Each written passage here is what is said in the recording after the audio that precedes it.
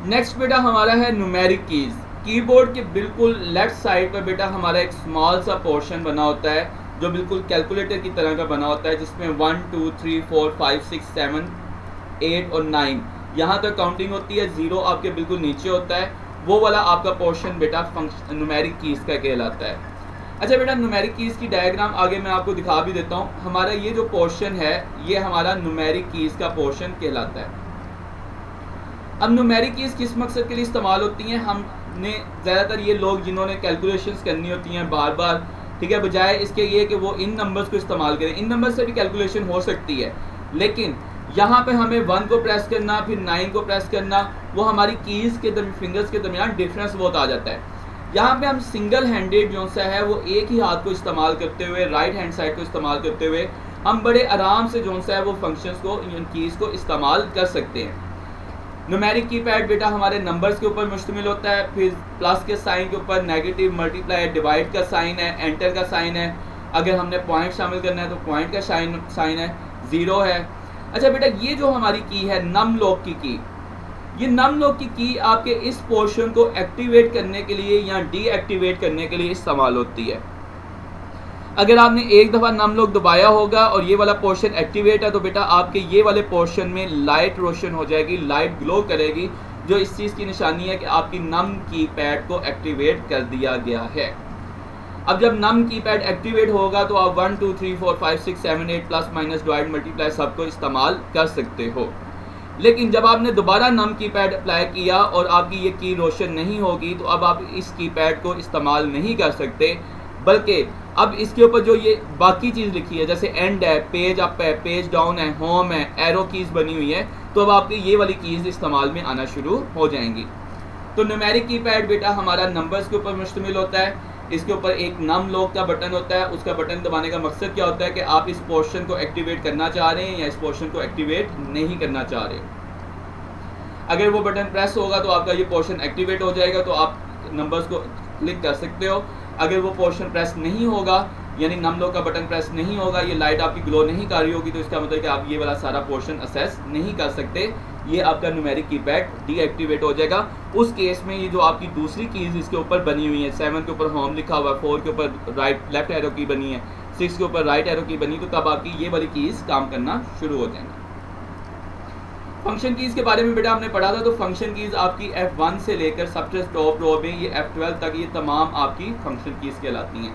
Main keypad बेटा आपका ये सेंटर वाला जितना पोर्शन है, ठीक है, जिसमें अल्फ़ाबेट्स भी हैं और सारा कुछ शामिल है, ये आपका मेन कीपैड कहलाता है। लास्ट बेटा हमारा रह गया था कर्सर कंट्रोल कीज़। तो कर्सर कंट्रोल कीज़ ये हमारी कुछ खास कीज़ होती हैं जिनके ज़रिए से हम अपने कर्सर को कंट्रोल कर सकते हैं, हम अपने पॉइंटर को कंट्रोल कर सकते हैं। अब कर्सर क्या होता है या पॉइंटर क्या होता है?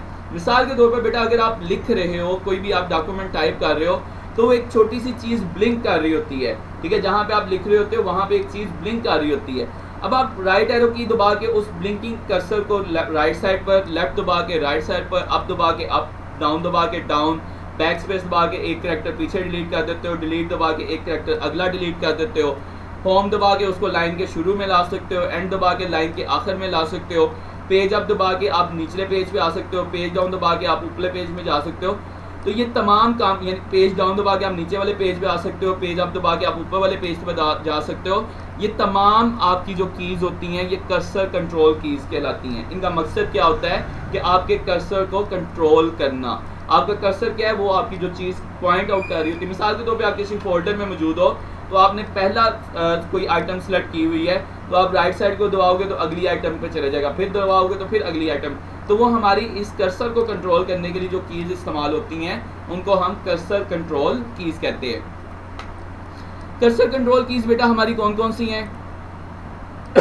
ये तमाम हमारी arrow keys cursor control keys कहलाती हैं। अप एरो की, डाउन एरो की, लेफ्ट एरो की, राइट एरो की। फिर बेटा हमारा ये होम और एंड की हमारी कर्सर कंट्रोल कीज़ कहलाती हैं। होम की इब्तदा, घर, शुरुआत। होम की प्रेस करोगे तो आप जहाँ पर भी लाइन में मौजूद हो आप बिल्कुल शुरू में चले जाओगे। किसी फोल्डर में मौजूद हो तो उस फोल्डर के सबसे शुरू वाली चीज़ पे चले जाओगे।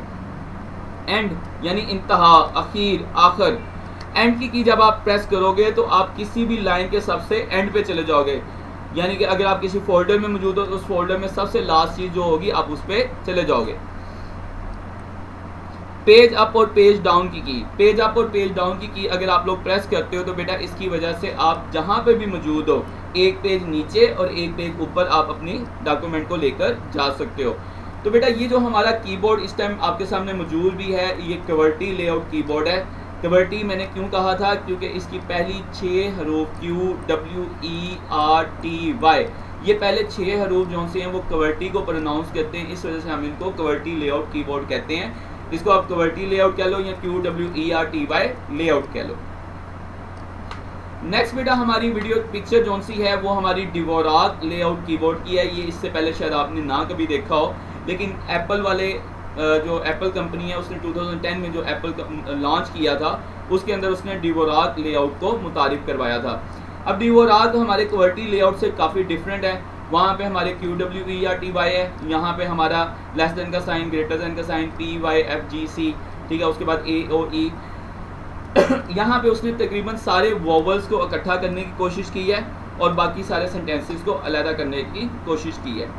तो बेटा दोनों तरह के कीबोर्ड इस्तेमाल हो रहे होते हैं, लेकिन ज़्यादातर हमारा QWERTY लेआउट का कीबोर्ड इस्तेमाल हो रहा होता है। अच्छा, QWERTY लेआउट में बेटा हमारा ये कंट्रोल की है, उसके बाद ये हमारी शिफ्ट की है, आर्ट की है, ये हमारी बेटा स्पेस की है, ये बेटा हमारी विंडोज़ की है।